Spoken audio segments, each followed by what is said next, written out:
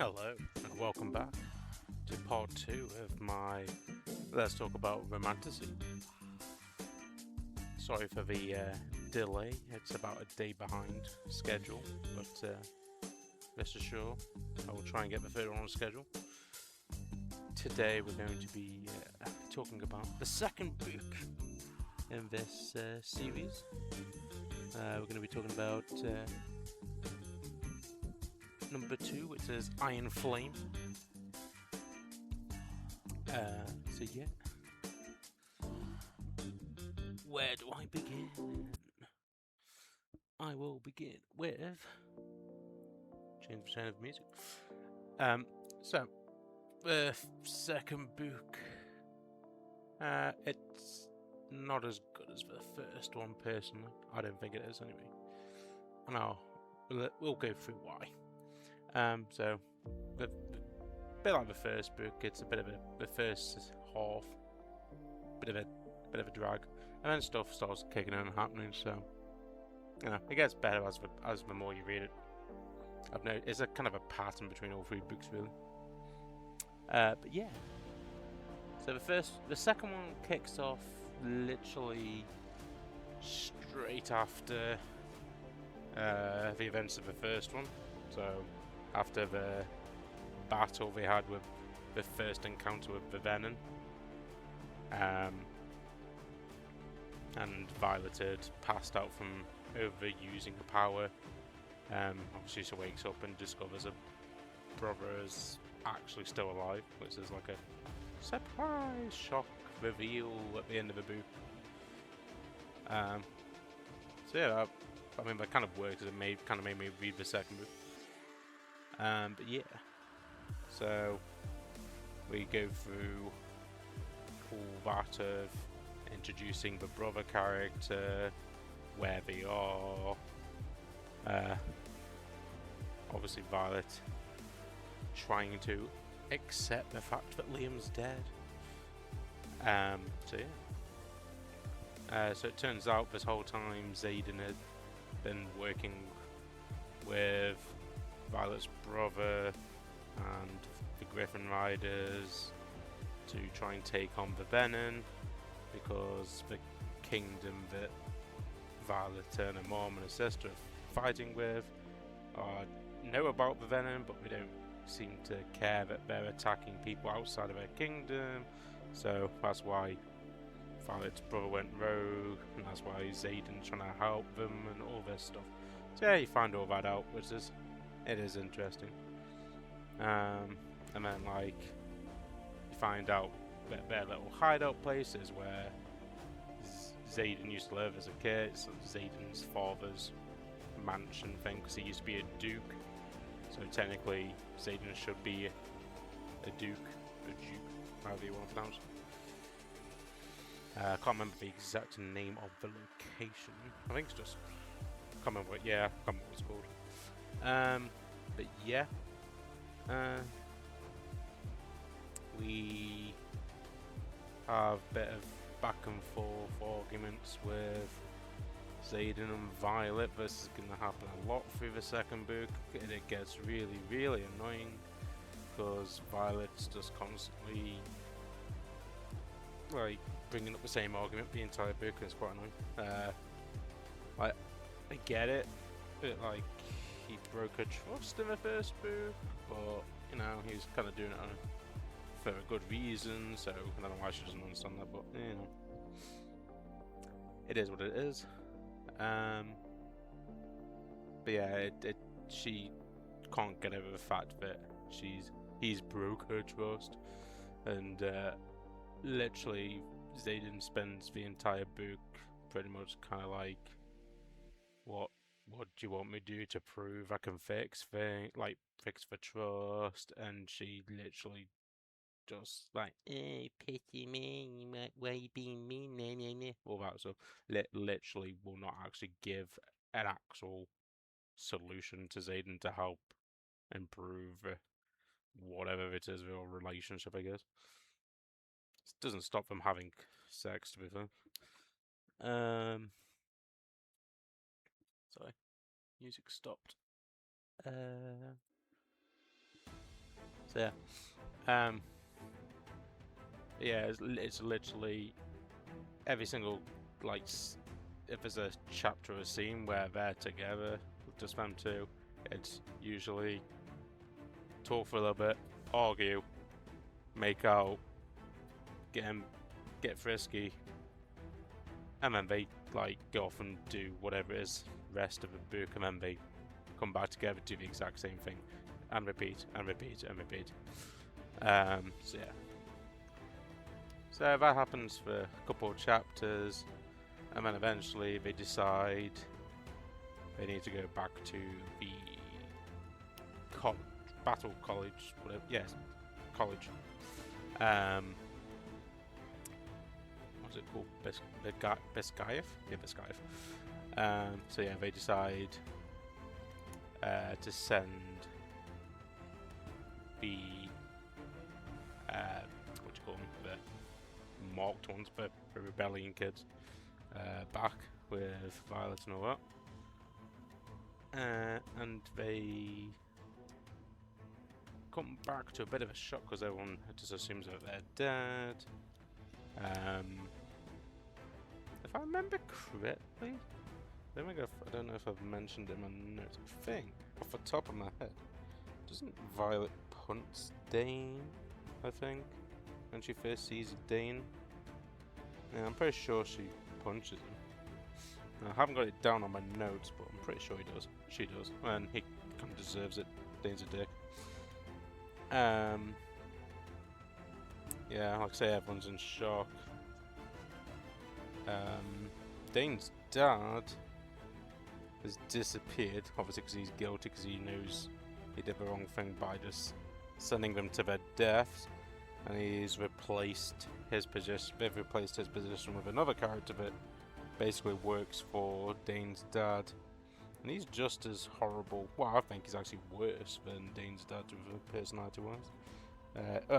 He's called Varish. Yeah, Varish. I believe that's the pronunciation. If I'm wrong, apologies. I'm dyslexic. So yeah, they kind of get interrogated about like what happened, etc. Why they've been gone for so long. And then they go back to normal college life, kind of. This Varys guy keeps trying to on purpose, like punish Violet and Xaden. So he keeps sending Xaden off to really far location missions, so he can't spend time with Violet, and vice versa. He makes a deal so Violet can only see Xaden once every, I think it's like once every 2 weeks or something stupid like that. And then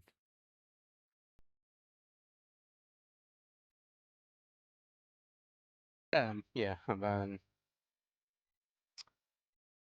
there's some training sessions, so they do like the year two stuff. There's a particular session. Oh, that's another thing I forgot to mention.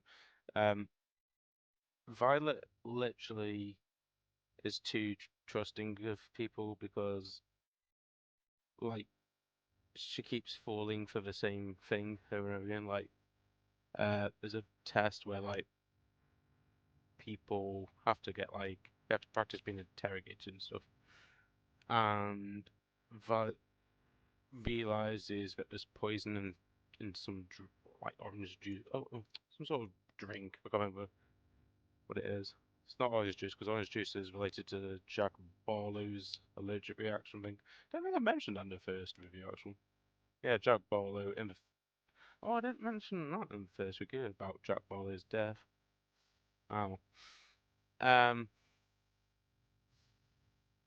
So yeah, where was it? I've lost my train of thought now because I've just completely remembered something I didn't mention in the first one. Right. Yeah. So yeah, Violet like realizes that the higher up people in charge of the cards are using this like special solution potion, whatever you want to call it, in drinks to um break the bond between the dragons and the riders, so the riders can't use their powers. And then they like do like a test thing in this like well, not torture room, but like they basically test their mental capacity to not to cave in information to the enemy, basically. So yeah, they do that. Violet starts a mission to discover everything she can about the venom, and she uses her deaf friend and the deaf scribe friend that you meet in the first one to help with that.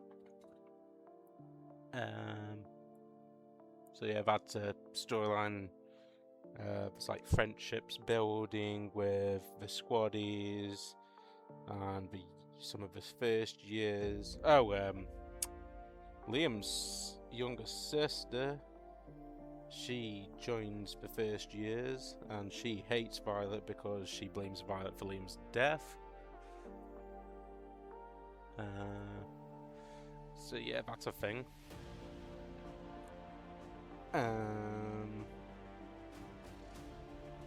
Oh, and then we got the shock reveal of Jack Barlow's return. Like I said, he in one of the war game battles, like of this Wings versus Wings battles in the first book, I forgot to mention, but Jack tried to kill someone. I can't remember. I can't remember what it was. It was one of Violet's friends' squaddies, and Violet got angry about it, so she used a power, and yeah, she hit Jack Barlow's. Oh no, she hits a mountain, and the mountain caves in on him and his dragon, and you just assume he's dead. But it turns out that the healers have been working on him this whole entire time, and he's now he's back.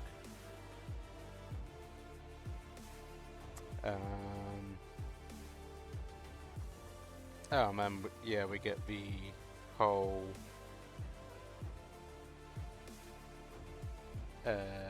interrogation thing. Oh yeah, we get Violet's interrogation from Varys, where he's literally torturing her for, I think it's about 6 days in total, something like that.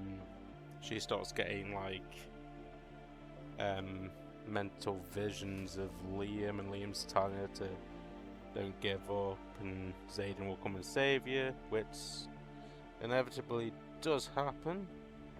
Oh, Varys also tries to get Dane to use his mind reading ability on her, and he refuses because he doesn't think what's going on is right. So he's kind of doing a sort of a loyalty turn, like he's kind of realizing that his dad and how the kingdom's running isn't actually the correct way to be. So, like I say, the story starts off a bit slow and boring, but more things are happening. It's getting more interesting. It keeps you reading or listening if you're listening to the audiobook like me. But yeah, eventually you get to the last day of this torturing, where it looks like Varys is getting close to wanting to kill Violet at this point, and then all of a sudden, Xaden has arrived with the other rebellion guys, and I think the Griffin people come? I'm not entirely sure. Oh, that was it. Yeah, Xaden has been taking down Wyvern and dropping them around the borders of all the kingdom's border force people, so he's letting every single like rider squad outpost people know that Wyverns are real, and then while they're distracted on a cleanup mission to try and do the propaganda, try and do propaganda, Xaden and his squad of rebellion people come to the college and rescue Violet.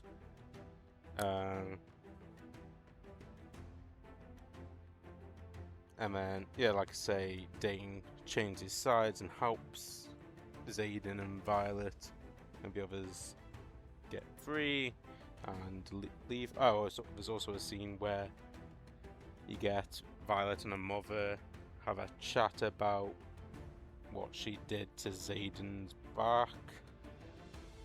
Um, and about how she made a deal with Zayden about protecting her because he owed her a favour because she's spared his life or whatever. Yeah, and then so they go back to Zayden's father's house, and they basically team up with the. Oh, that's it. They need more allies, so they go to one of the Griffin Rider. I think it's a Viscount people, and that's where we encounter for Cat, which is Zayden's. Well, was going to be Zayden's wife before Violet got Terran and bonded the dragons, and they ended up having a bond. But because of that, he basically had to ditch that marriage agreement. So yeah, there's a bit of awkward tension there. And she has a weird power, so she like enhances people's emotions, and she keeps messing with Violet, which is I find that quite funny. Is like Violet's getting really cheesed off that she's getting angry around her. So at one there's like a scene where like Violet says, "Get out of my head, or I will stab you with this knife," or whatever, which I find quite funny. So yeah, they make a deal with this Viscount to send Griffin what they call flyers to help them. So yeah, they basically set up their own sort of training school at Zayden's father's house, and they become like the new like military force to help fight Wyvern. So it was a good like plot, personally. Also there was the scene where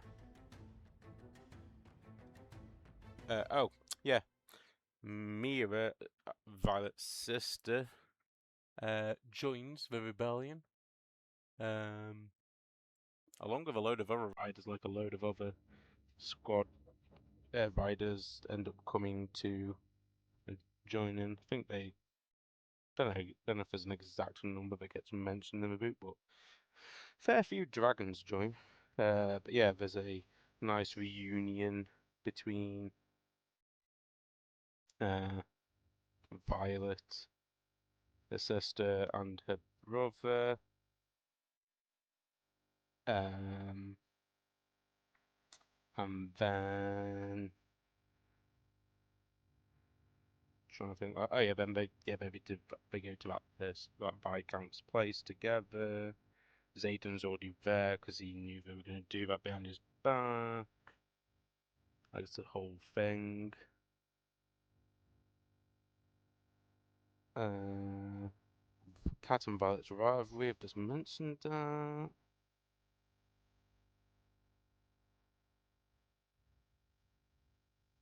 Also, Violet is finding out about, well, researching about wards, about um, how to reawaken the other wards, because there's other wards other than the magic wards that is protecting the kingdom at the moment. That's what the Venom's trying to break through, because they can't seem to use the same magic as them.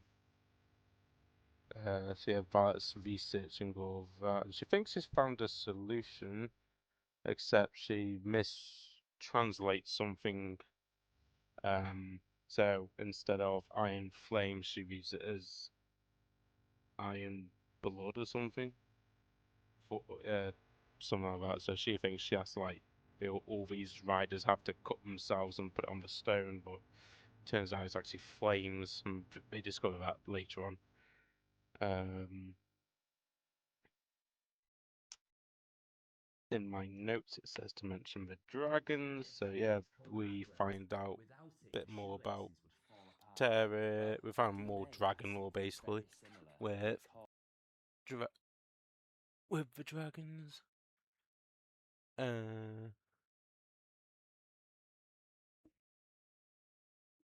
then we find out that Andorna is actually a. I think it's this one. I'm pretty sure it is. Let me double check. Yeah, we find out that Andorna is actually a secret 7th species of dragon. Because in the first book there's only 6 species, but there's secretly 7. And Andorna's the only one in the kingdom of her species, because the others mysteriously left. I'll spoil no more about that. So yeah, eventually they hear word that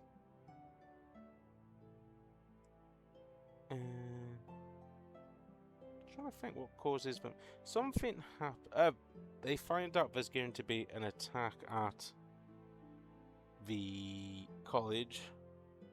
There's a bit of an argument in the rebellion camp about it, but Violet persuades Xaden and some others, Dane and her sister and all that, to go anyway, to try and warn them and help them.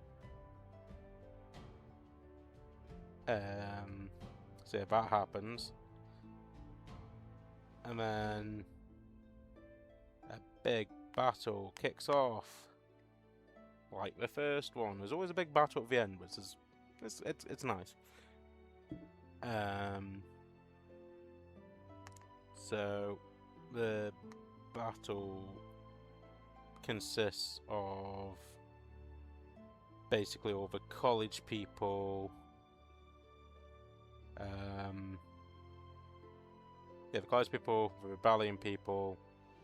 Oh, and then Violet's brother brings some more Griffin riders and Dragon riders because he finds out what they've been up to, so he brings reinforcements, and they all do like a last stand to try and push the Venom back.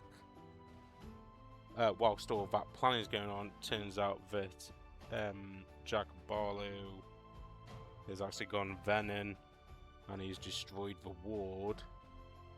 So Brennan and a couple of others have to try and figure out a way to repair the stone. So that's going on during the battle. They also know that reinforcements from the kingdom's coming on a way, but it's going to take a while. There's some epic fight scenes. No major deaths. Who is it that gets his? I think it's Sawyer. Yes, Sawyer. I think it's Sawyer gets his leg bit off by one of the wyverns, but he doesn't die. I think that's the only major thing that happens in the battle, which is a bit disappointing. I was expecting because it how the author worded it. It was quite oh, everyone's gonna die if we stay at this location. But turns out barely anybody dies. I mean, the people do die, but they're not actual important characters, sort of thing. So yeah, that happens. Violet encounters the Venom warlock lady that's it's kind of built a rivalry with her again. They have a bit of a scrap. And then Violet goes to see what's going on with the wards. And then, yeah, they fight. Like I said, they fight Jack Barlow. Oh, and kill his. Oh no, they fight his drug. I think they fight his drug or kill Jack, one of the two. And then. Oh, then we got we got bad scene. So they Violet tries to use her powers to reawaken the ward. However, she's like using too much of a power, and she's about to, you know, burn herself. What they call burnout. And then if you use more power to that, it kind of like you're at risk of becoming like a venom because you're using magic from other like the earth and stuff like that. That's how the venom use their magic is from magic from the earth. So instead, what happens is Violet's mother comes to save the day, and she uses her power and sacrifices herself. And there's like an emotional scene with with Violet and her mom and her sister and brother, and yeah, Violet's mom basically sacrifices herself to reawaken the ward, so their magic returns and they can push back the venom and win the battle. We also discover after all this that Xaden during the battle, while Violet and all these were in the tomb sorting out this ward, Xaden was outside still fighting, trying to hold back the venom. And turns out he'd done burnout, but then also drew more forbidden powers out the earth, like I said, which has started his becoming a venom process, which is like, oh, shock, he's a venom, and then yeah, that's where the book ends. It turns out Xaden's becoming a venom, and it's just a shock horror end. So yeah, that's this book's cliffhanger. So yeah, overall it's fairly fast paced from about 3/4 in. Let me just check make sure I've mentioned list. So I've got Violet and Xaden's relationship mentioned that. Varish's obsession with breaking Violet, yeah, I've already mentioned that. Rescue mission Violet, mentioned that. Growing friendship between Violet, Riddick, Rhiannon, and Sawyer. Yeah, I need to mention that bit. Yeah, so in the second book, the Rhiannon and Riddick and all them, they a bit annoyed that they weren't invited to the battle of the first one. So basically, Violet makes a promise that next time anything happens, that they'll be the first to help Violet out and make like a deal with they'll help each other out. So yeah, they get a big bond. Riddick is now my favourite character after Liam's death because he's basically taken the role of Liam of making sure Violet's okay, but also he's got comedy relief, so he cracks funny jokes all the time. So I like that. Yes. I've mentioned that. The Dragon Politics mentioned that.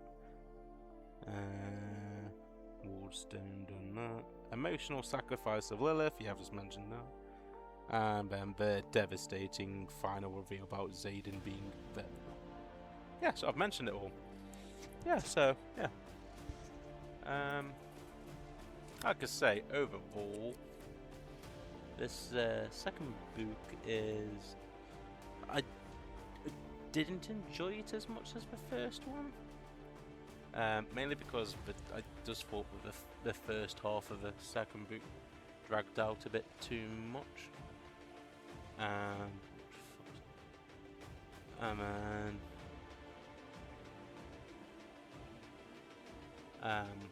Yeah, so it dragged out a bit too much for me until like obviously it started all kicking off after she got tortured.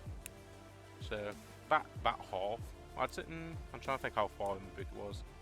I'd say about half. So yeah, that half of it was a lot better listening to.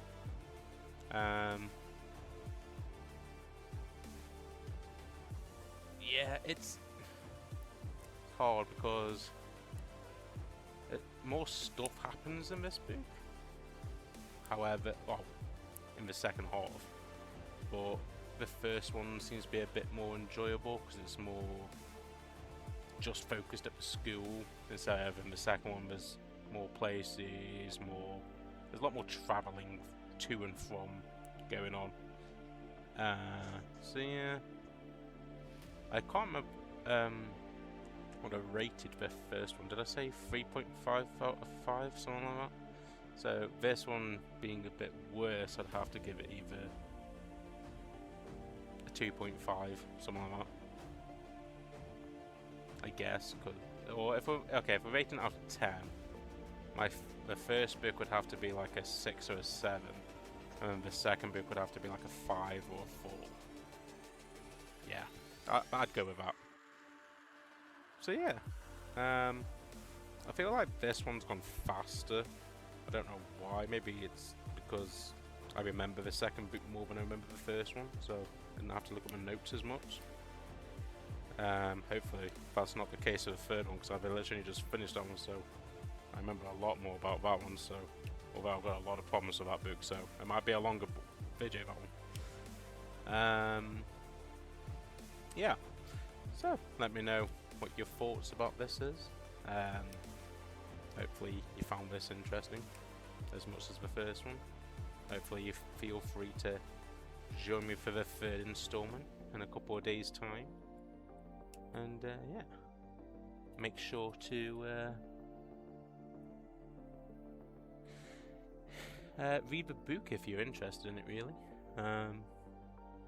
it's like I say, it's different from the first one. It's not bad. It's not good. But yeah, give it a try. Why not? You might like it. So yeah, thanks for watching, and see you for the third installment. Ta-ta!